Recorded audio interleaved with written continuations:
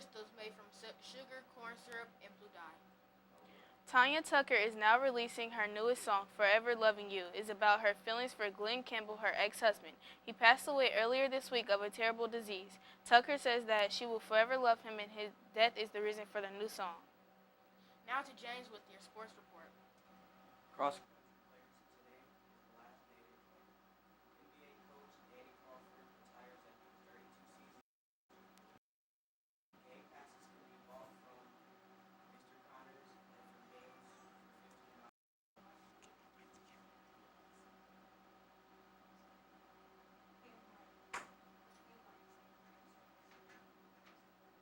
right now. Cross country players today is the last day to join. NBA coach Danny Crawford retires after 32 seasons of coaching. Game passes can be bought from Mr. Connors and from games for $15. Now back to our anchors. Thanks, James. Thank you, James, for the reminder about the athletic passes. $15 is a good deal for all the sports events for the year. Get your pass at the gate this coming Tuesday or Thursday. The Up and Running Club is underway. See Miss Wood or Miss Bernard for more information. We will also get more info to you next week. Other Belzer clubs will begin in September.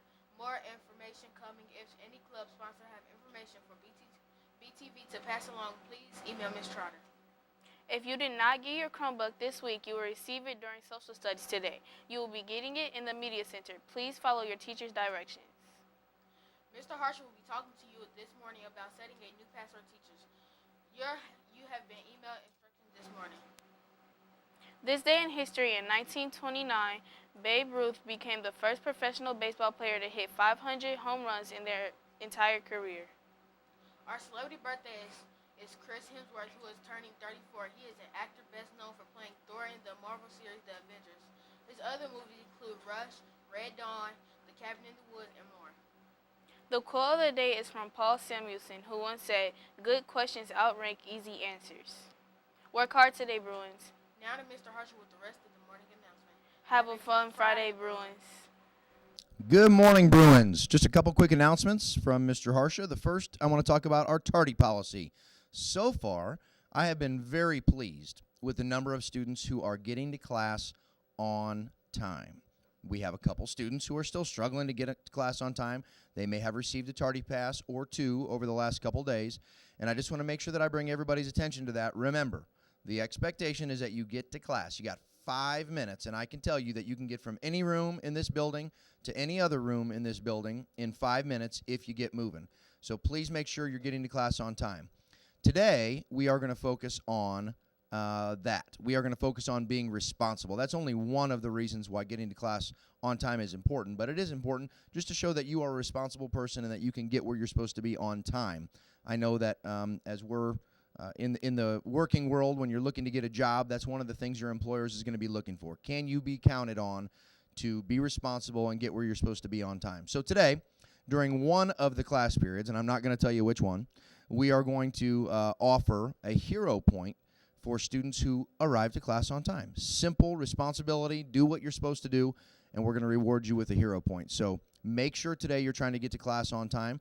Those of you that are not getting to class on time and are getting those hero slips, make sure you look at it, because what it will tell you on there is what your consequence is. So if you haven't visited our tardy policy, I would suggest that you do that. The first couple tardies, you get a warning. The next couple tardies, you might get a phone call home and a chat with an administrator, and then we start getting into a point where we have to start assigning consequences. So to avoid that, get to class on time, make good choices, stay to the right, keep walking. Thank you. Second thing, IDs. I've been getting a lot of questions, and I got a lot of questions from parents last night.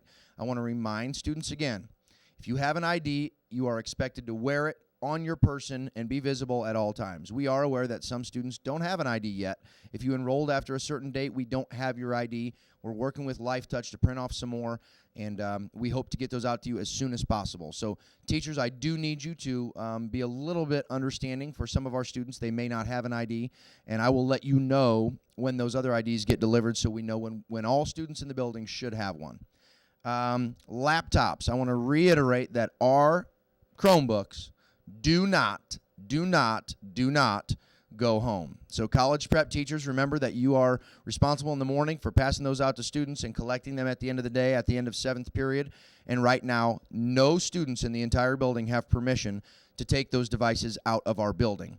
Next week, we're going to spend a couple days talking about responsible use of those Chromebooks, what to do, what not to do, how to carry it, how to turn it on, how to power it off, how long the charge lasts, all those things that we want to make sure students know before we hit that green light and tell you that you're able to take it home.